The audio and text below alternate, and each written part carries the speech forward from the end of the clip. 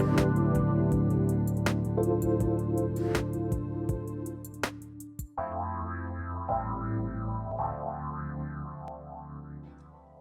everybody. Welcome to the Christine Upchurch Show here on 1150 AM KKNW in the Seattle area, transformationtalkradio.com, on the internet all over the world, and of course, Facebook Live on my professional page. You may hear my cat roaring in the background. I think she's got spring fever. It's gorgeous outside here in Seattle.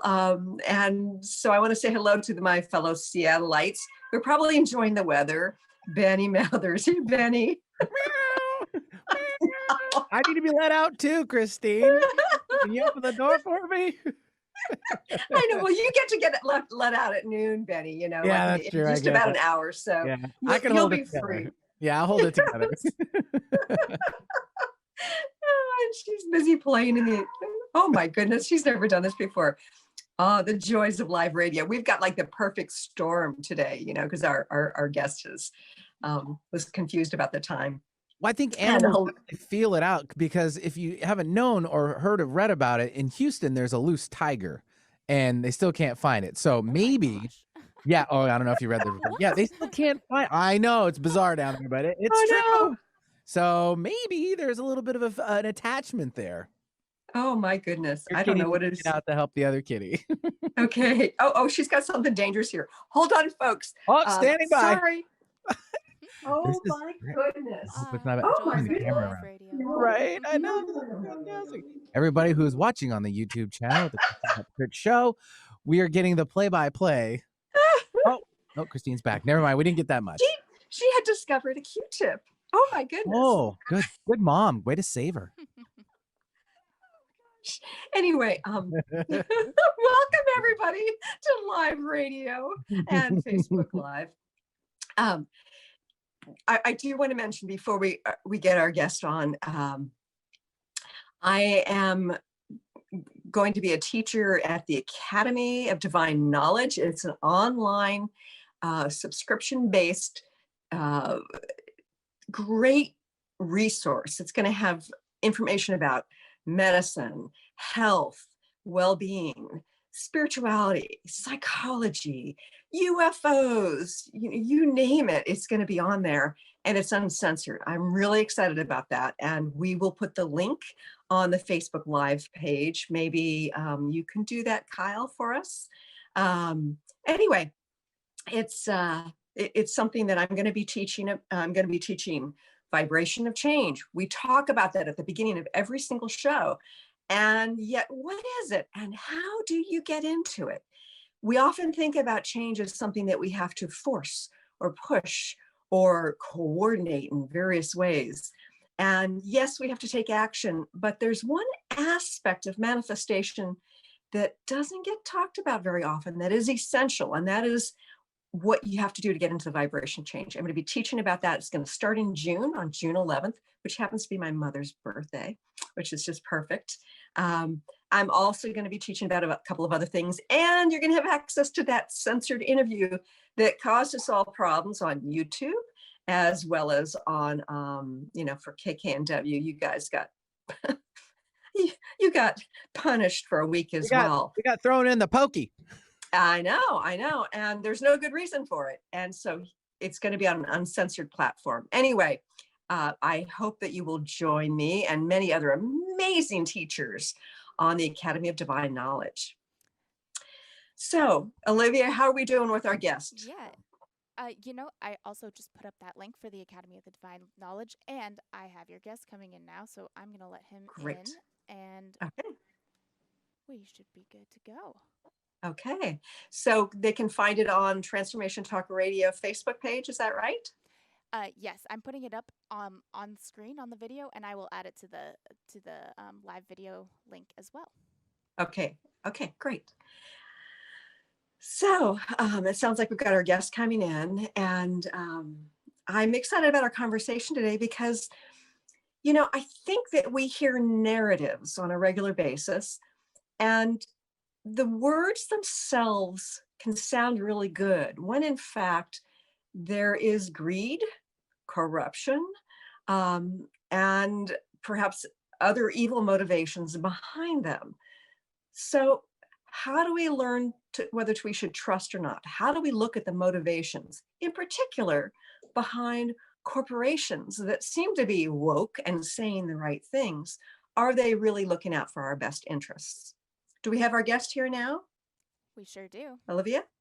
Yeah, actually, he's all set. He's up there. Okay, great. Oh, I don't see him yet. Oh, sorry. Yep, he's ready. All right. So grateful he's here.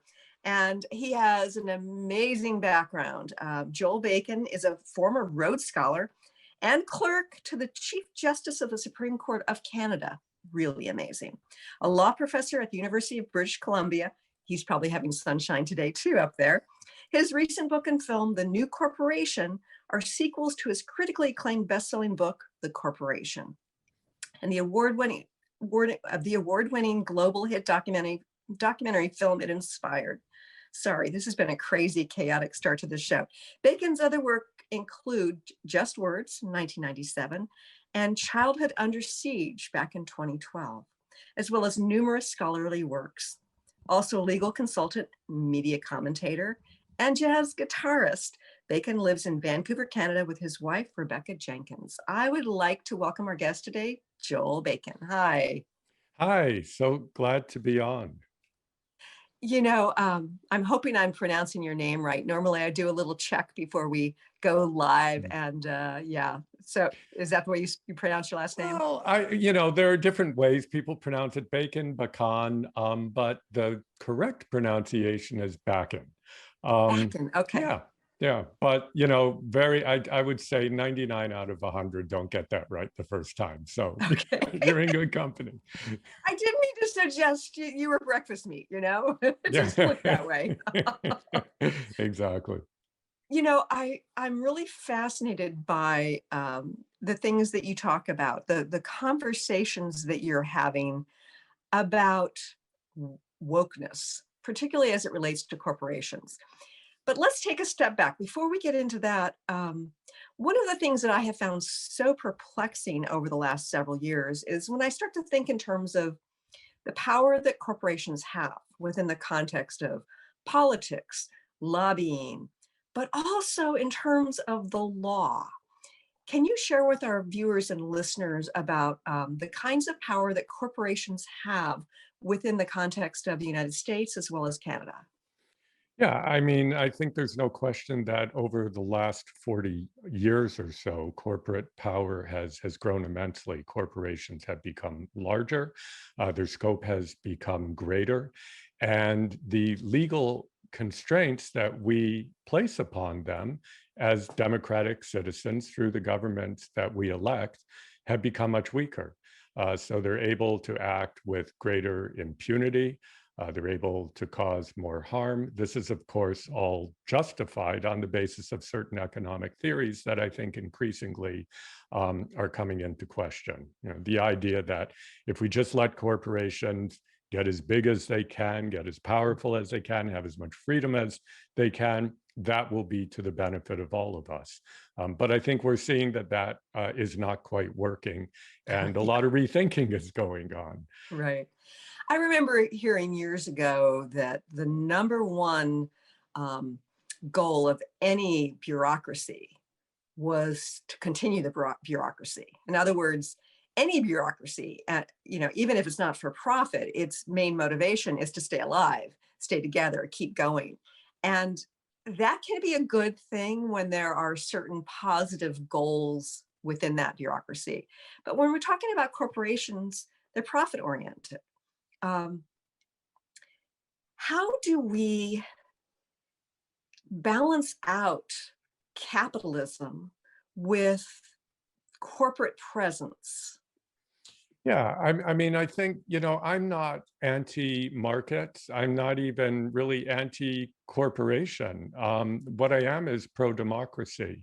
And I think that how we have decided as societies, at least in countries like the United States and Canada, how we've answered that question is to say, here's how we set things up. We have corporations, we have markets, and we see them as tools. We see them as tools for serving the public good. And we see them as tools for what the people decide are the priorities in terms of how we balance things like corporate profits against public goods, in terms of how much we let corporations do. Do we let them run our schools, or do we leave that in public hands? In terms of the degree to which they can influence the democracy, do we allow them to just give as much money as they want to electoral campaigns and influence government as much as they want? So the understanding in democratic societies is that the people are in charge, and that they exercise their sovereignty through the governments that they elect, and that those governments then decide how to balance those kinds of competing interests and how to use corporations and markets as tools for the public good. Now, what I've just described to you is not at all radical. That's, what the founders of the United States, of Canada, of other Western countries had in mind when they were thinking about democracy. Private property, markets, corporations all have their place. It's good to have a thriving private sector, but they understood that you needed to balance that against a thriving public sector, against democratic sovereignty, against all that. So what I'm describing is not radical. What is radical is what's happened over the last 40 years, which is that the corporate sector has said, we actually don't like that equation anymore. We just want to have complete power. We don't want to be controlled by democratic governments. We want to be deregulated. We don't want to be limited in terms of what we can do. We want to run schools for profit. We want to run water systems for profit. And so that whole balance has been upended, in effect, over the last 40 years. And as a consequence, we're in a situation where democratic governments and democracy has been weakened substantially and corporate power strengthened. And I find it fascinating through the presidential election process in particular, the narrative that got created when talking about giving more power to the people. Democratic socialism. Oh, socialism is a bad thing. Well, socialism in terms of communism and fascism is a horrible thing. Yeah. And yet combining it with democracy is giving more power to the people, is creating just more balance to people's lives. And yet it got demonized. What happened with Bernie Sanders 2 presidential elections in a row here in the United States was kind of shocking to me, because he was speaking the truth that I think so many, if they really listened, wanted, and yet they had this fear-based label attached to it so that people wouldn't vote that direction. Yeah. No, absolutely. And I think, the word socialism is a red flag. There's no question. And partly legitimately so. I mean, you look at communism in the People's Republic of China, in the former Soviet Union, and what's become of that in North Korea. These are all societies that call themselves socialist, and so it is definitely a name that has a lot of baggage. But when I'm having this conversation, what I'd like to do is say to people, okay, if you were going to invent a society and you had to attach an ism to it, right? And ism means this is our fundamental goal.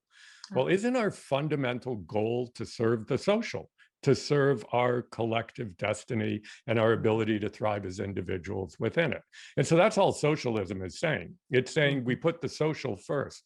What capitalism is saying is that the ultimate end of our society should be to create capital. And that somehow the creation of capital is going to trickle down and make everybody else's lives better. But, that's a kind of strange idea. Why not just say making everybody's lives better is the ultimate goal of society? So we'll call that socialism. And when you attach democracy to that term, I think you have, well, here's another way of looking at it. One of the arguments I make in my book is that our degradation of democracy, I think, is a consequence of the fact that we've separated democracy from the necessary social solidarity we need for it to work.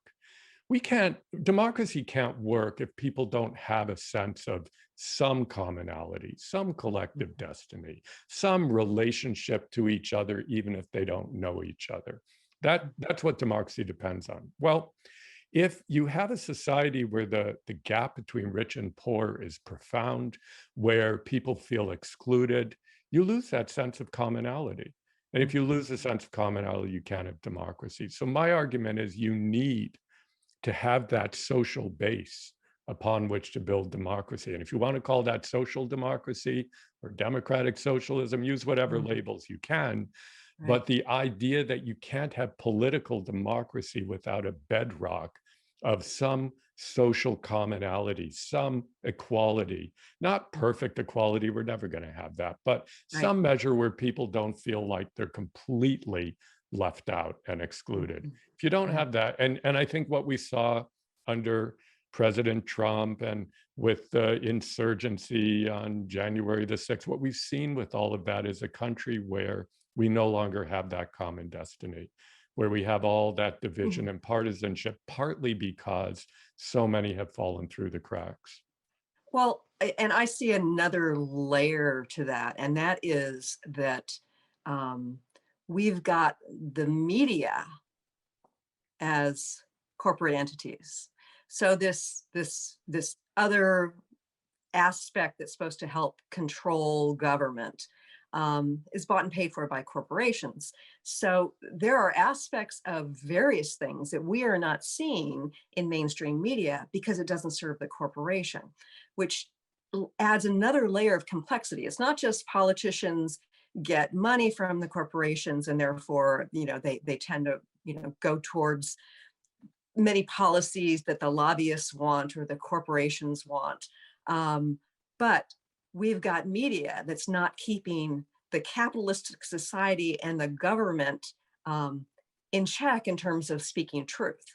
So how do we deal with the media being owned by corporate entities? And in many cases, it's like, I think there's 7 different corporations that own all the media in the United States, more or less. I think the first thing that needs to be said in relation to that, and I don't know whether KKNW is owned by one of those big corporations or not, but the first thing to be said is that despite the fact that there is a lot of concentrated corporate ownership, there's a lot of great journalism that's going on. There are a lot of great shows like yours that really raise these difficult questions, including about the corporate media overseers. And that's great. My film got made as a result of financing from including some large telecommunication companies. So, wow. My book is published by Penguin Random House, which is a huge and much bigger. It just swallowed up Simon & Schuster. So, it's a mega publisher. So the first thing to say is that somehow, despite corporate ownership of most media and concentrated ownership, as you point out, 7 companies owning everything, there still is good journalism going on. The New York Times, the Washington Post have done, a really admirable job in some ways. Having said that, you're absolutely right that a lot doesn't get covered. And that is partly because of the business model of corporate media based on advertising. You can't do an in-depth criticism of Amazon if you're depending on ad revenue from Amazon. So same thing with big pharma. That big pharma, most of the ads on these news programs are pharmaceutical ads. Absolutely. So if you go against any narrative associated with pharmaceutical drugs, or even with the situation with the virus and possible treatments that don't fit into that very narrow mainstream perspective, it can't be on the mainstream media, which means we're not getting access to differences of opinion. We're not getting access to truth, possible truths. We don't have the opportunity to kind of look within and explore based on, our research. If we can't have access to truth, then, okay, even if there are some journalists who are reporting aspects of truth, if we don't have the whole spectrum, if we don't have the debate, then we can't make the appropriate decisions. So it's a very dysfunctional state of being at this point. And it seems to be it seems to me that historically, the media was not this corporate controlled. It was more dispersed um, in terms of who owned the various newspapers and the television stations. So it seems like it's a little broken right now, and I feel like we have to depend on these alternative shows in order to get the full spectrum of news.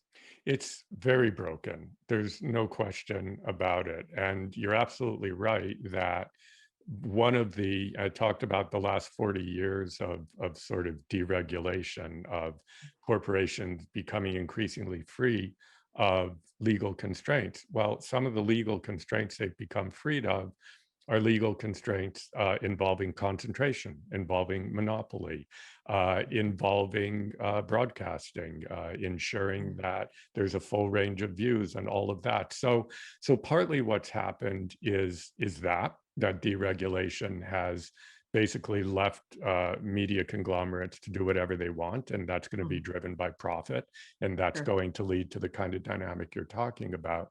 The other thing that's happened, and this is less relevant to the United States, because in the US, there's never really been a kind of public broadcasting system in the way there are in Canada and in European countries and in the United Kingdom with the BBC. You have NPR, but it's a different model.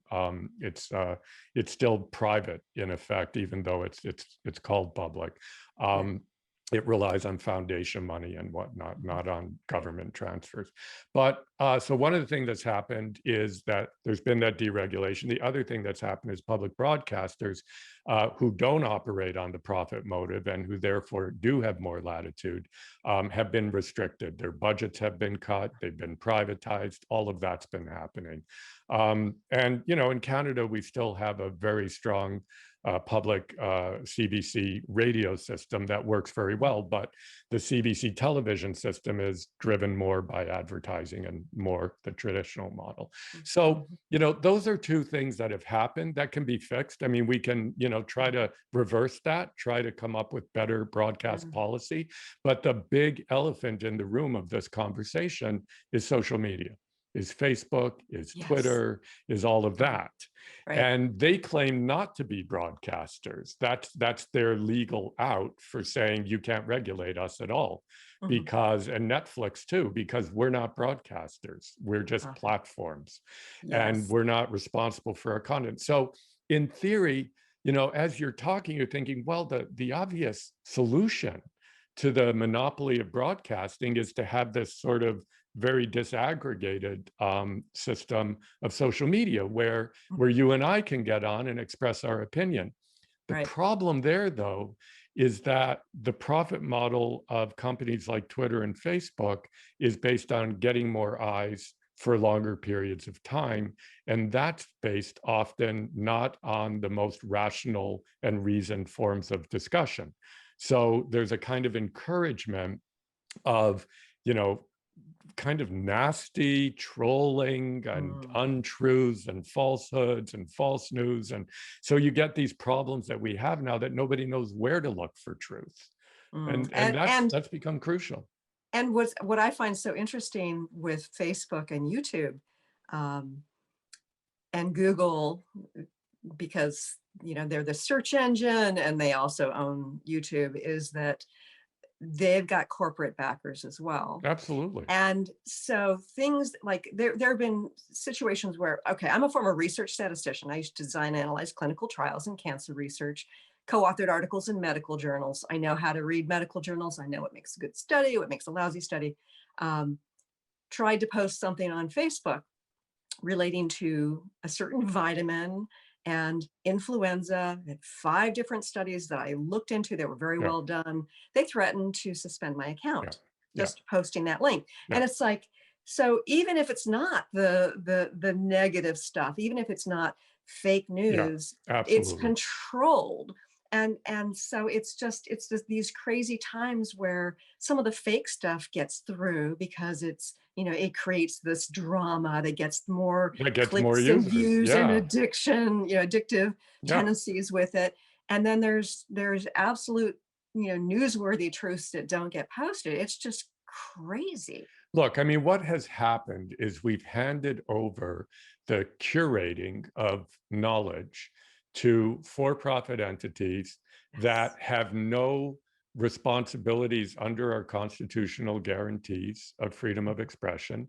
Because they are private entities, because they're corporations, they are not bound by the Constitution in the way governments are. Yet they have governmental power in terms of deciding what gets said and what doesn't. I'll give you a very disturbing real life example, and that is that my film, which is very reasoned, has experts, and I'm a law professor, like it's a rational, reasoned documentary with a point of view. We tried to buy advertising on Twitter and we were refused because the content of the film was inappropriate and too political.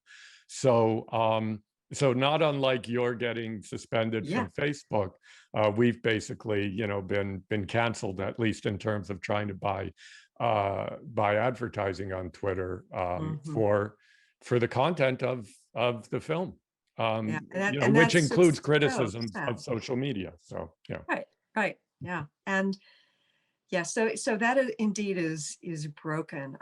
And one of the things that I find so fascinating that you talk about is the corporation as an individual.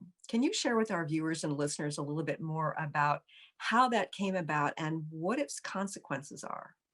Yeah, sure. I mean, back in the 19th century, there was a problem in the United States and England and other industrializing countries. And that is, there was this incredible ability to create things on scale, and railroads were the things that were being created.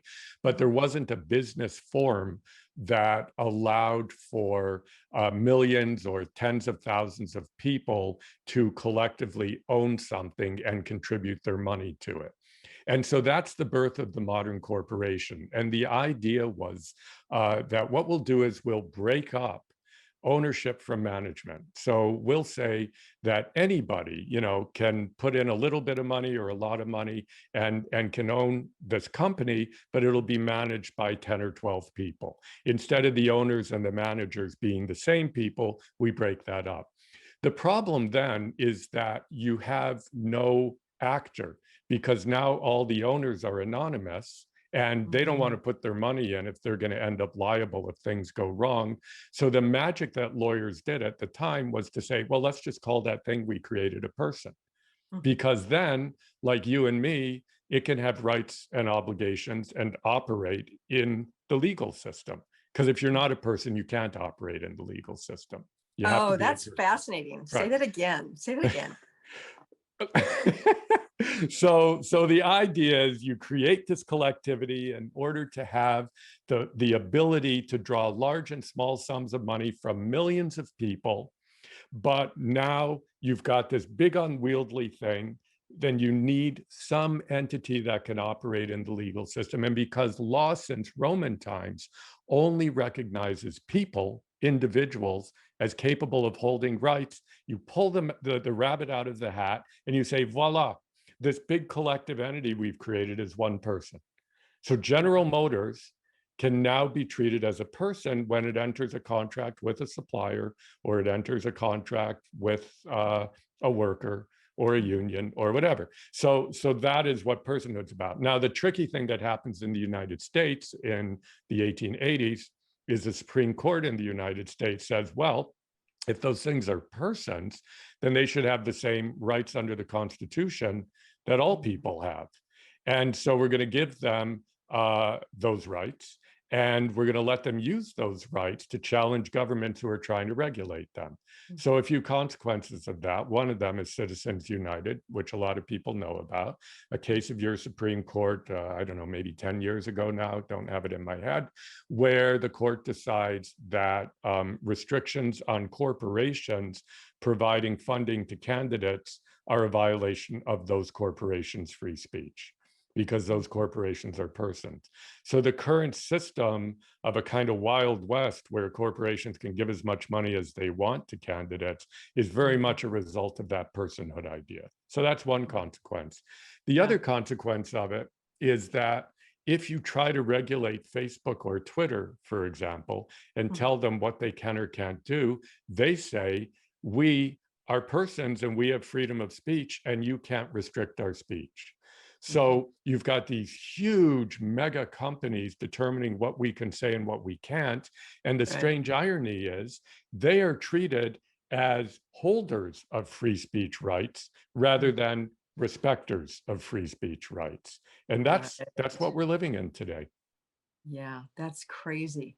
It is. Oh, absolutely crazy. So in like when thinking about a corporation as a person, and I know we can't generalize completely because there's a wide variety of corporations. What are some of the attributes of that person? Right. And where do the dangers lie? Yeah, so I mean, in the first book and film, I was originally a psychology student. That's what I did my undergraduate in.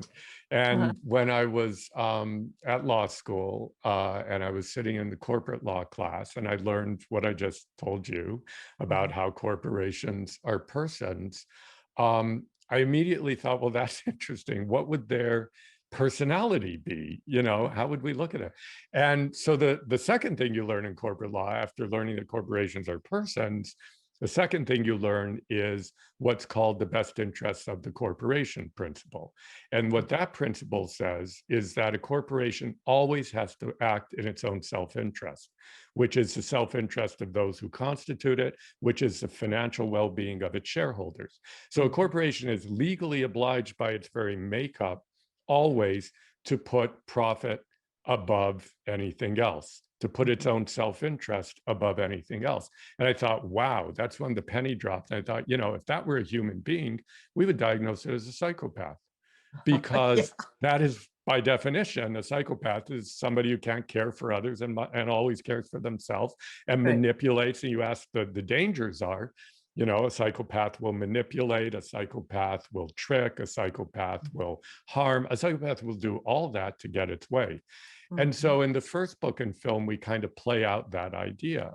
And as you say, it's true, some corporations are better than others, but all publicly traded corporations are constituted by the same legal mechanism. And one of the points I wanted to make in that first film and book was they're all psychopaths for that reason. Some of them may be nicer or better or not as harmful or whatever, but it's not about their behavior. It's about their very DNA. It's about how they're legally constituted. And so where I take that with the second book and film is to say, around 2005, corporations started saying, we know we've been bad in the past. We saw the people protesting us. We saw films like my first film. We got the message. So we're going to be good now. We're going to be sustainable. We're going to be socially responsible. We're going to be woke, as you put it in the introduction, and everything's fine.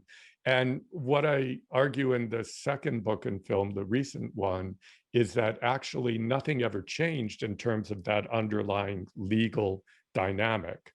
And so what this new veneer is like the psychopath finding charm, that they find that if they're more charming, they can be more effective at being psychopathic. And so that's the basic idea I play out in this new project. So a psychopath who also happens to be a narcissist and is really good at manipulating and getting what he or she or it wants. Yes. Yeah, absolutely. Yes. And it's not like, so here's the thing. I mean, some of my best friends are CEOs, are corporate executives. I play hockey. I coach with the head of a major mining company in Vancouver. We go out for beers. In all of my work, I'm really careful to say, this isn't a problem with the human beings who work for, who run, even who lead corporations. I think most of them are trying to do the best they can. But when you talk to them a little bit more than just about the weather, they will say, we're constrained. I have a friend who's like, I'm a super environmentalist. I don't like all this stuff that's happening. But as an executive in a company, I can only go so far, because ultimately we end up pushing against that institutional imperative that we have to serve our shareholders first. We can't sacrifice them. And so I do believe some truly great people are behind a lot of this new rhetoric about corporate wokeness, and that they're not insincere. But what we forget when we see all the nice sort of fluff is that as institutions, corporations can't do those things, at least not genuinely and not fully. Yeah, yeah. And it feels really insincere when you see some of the, it almost feels like propaganda from the corporations when they are espousing these beliefs. When you look at their practices, which sweatshops they're manufacturing their things, Absolutely. or what environmental aspects of South America are they destroying. I mean, it's kind of shocking sometimes to see this A/B comparison. And I fear that there are people who buy into it. So it's almost like, how do we deal with it's almost like there's this narrative getting created that is helping to encourage cognitive dissonance. Like, oh no, they're good corporations. They can't do these things because these are the messages that I'm seeing, advertised on social media or advertised on TV. How do you wake people up to the truth when certain things are getting stated that aren't really the true underlying values of the corporation? I think, cognitive dissonance is absolutely the right concept here, because it is the fundamental concept that all propaganda and all advertising work upon. When you watch an ad for beer, and sorry I keep bringing up beer, but I'm Canadian and I play hockey, so and it's Friday, and it's Friday, that must be it. So, when you watch a beer ad, like you see all these people doing all these having so much fun and in so many different ways, and it's like, wow, my life will be great if I drink that beer. And your rational self knows that that's all just hooey. I mean, that, you're not going to end up in a hot tub in a ski chalet at the top of a mountain if you drink that beer. You fully know that. But at the same time, the advertisers aren't working on your rational side. They're working on your emotional side. And somehow or another, that image, even though your rational side says that's all untrue, it's still having an impact on you, and it's still getting you to buy that beer. Otherwise, corporations wouldn't spend all that money to, put those ads on. It's really very much the same thing with this social responsibility. You walk into the store, you see the sign that says this store is good and we're helping people in Guatemala and we're reducing our waste and we're doing all that. And it makes you feel good about the company. Rationally that they're up to all kinds of no good in the world, and that those commitments are shallow, but it still has the same effect as the beer ad. So I think, though, that we really have to ask, where does the harm lie there? So one thing that people will say is, well, look, companies are doing a little bit better than they used to do. It's not all just words and empty promises.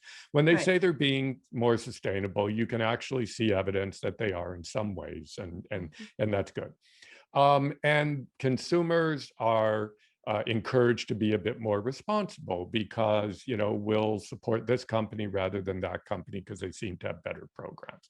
And it all seems okay, and there doesn't seem to be a lot of harm. The argument I make in the book and film is that the harm is actually happening at several levels up from just us individual consumers in a store or buying a product or whatever.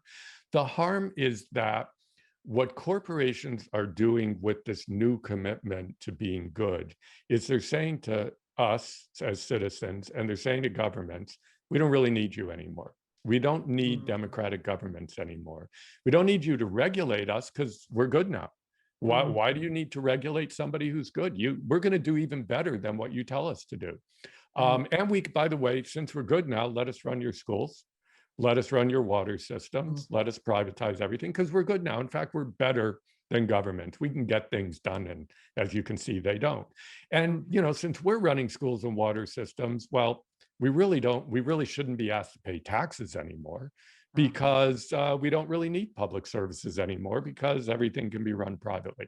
So the argument I make in the book and film is that this logic of goodness isn't just kind of marketing fluff, but it's actually having a profound impact on how we understand democracy and its relationship to the economy and corporations.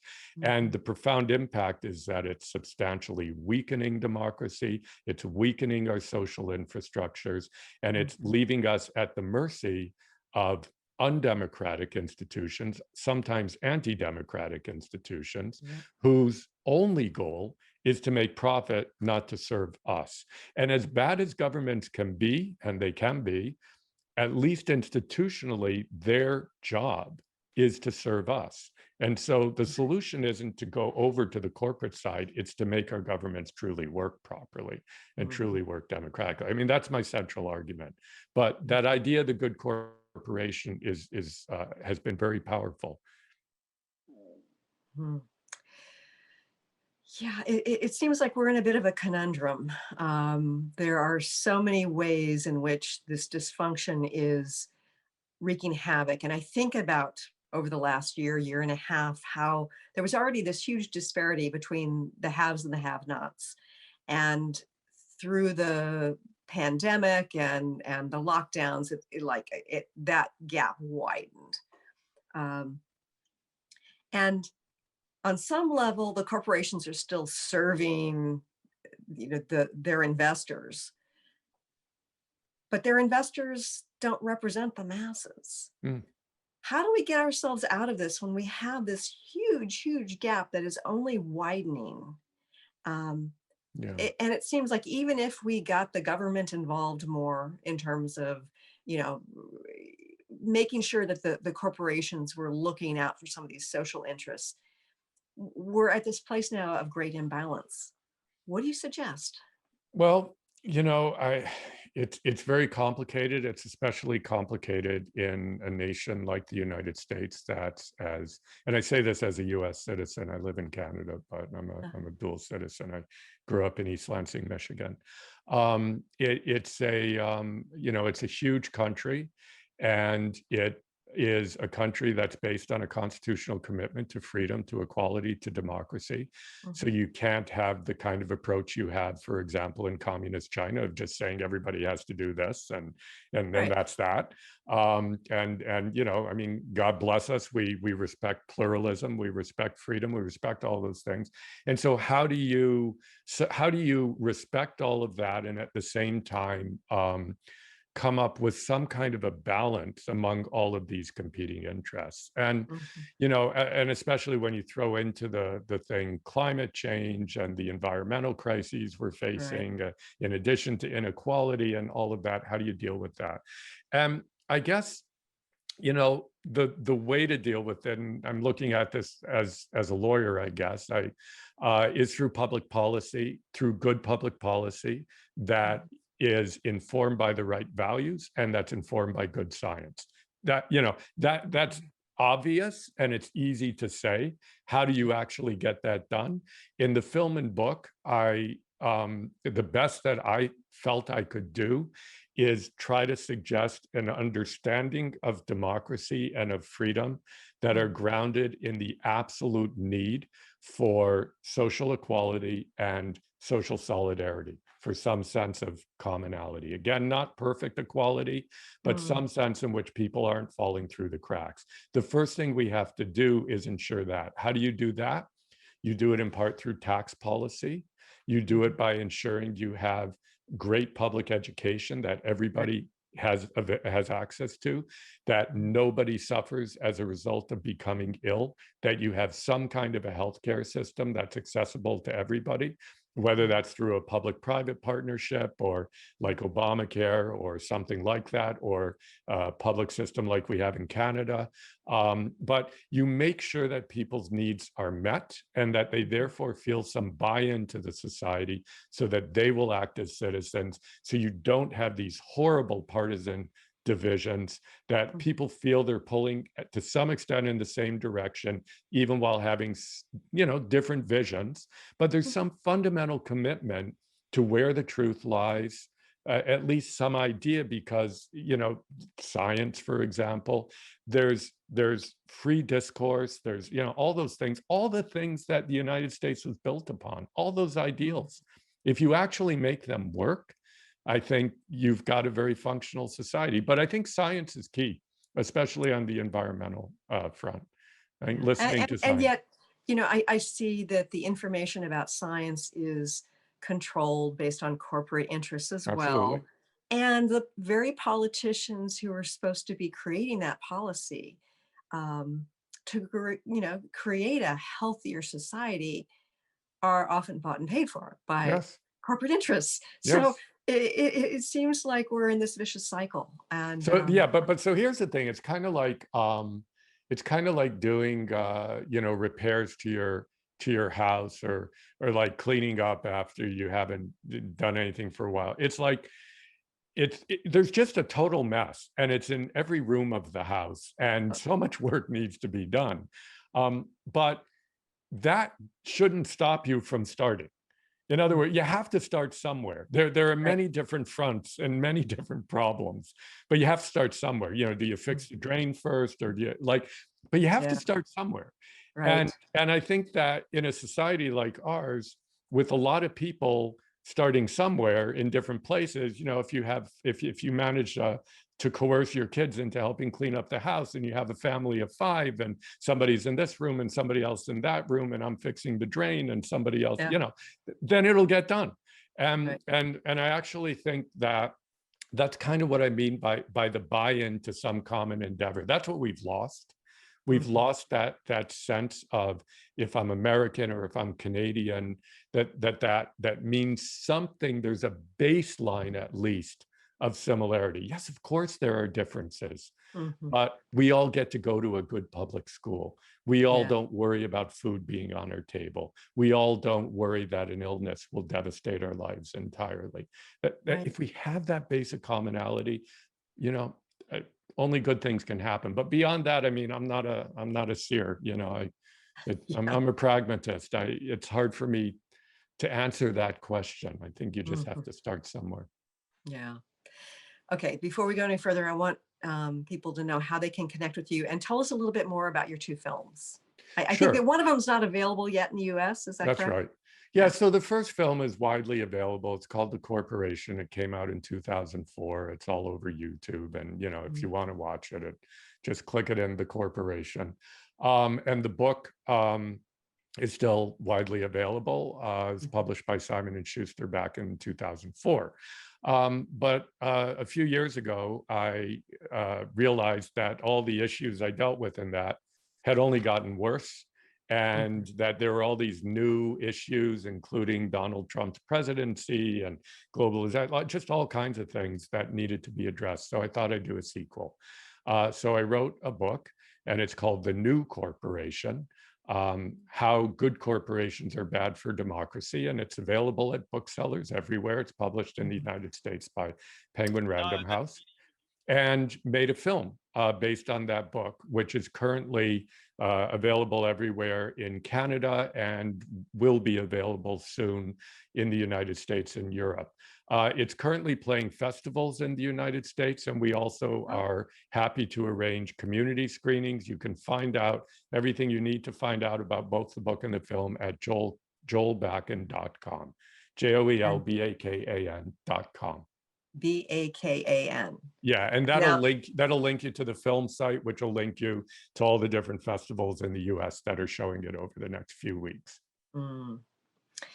So you've done an in-depth dive into the dysfunction, into the problems, and I know that you focus on the values that we need to bring forth in creating the solutions. Are you hopeful? Absolutely.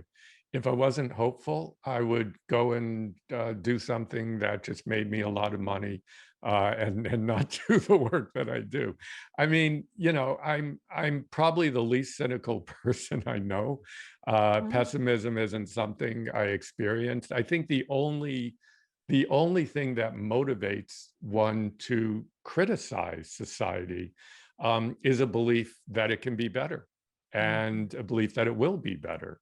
And if that's not hope, I don't know what is. So I'm very hopeful, and both the book and the film end on very hopeful notes.